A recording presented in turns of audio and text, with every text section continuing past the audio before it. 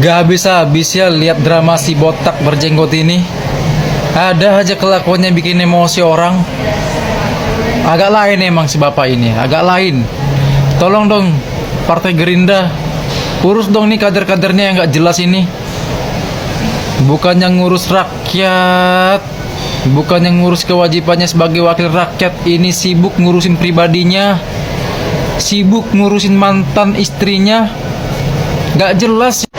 Padahal wanita yang dituduh dia selingkuh udah bahagia dengan kehidupannya, udah happy-happy dengan anaknya yang udah nikah.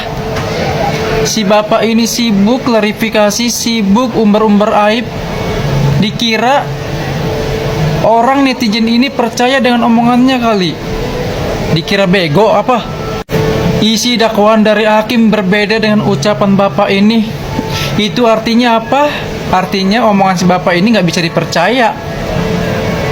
Udah dah, pusing gue lihat kader Gerindra yang satu ini.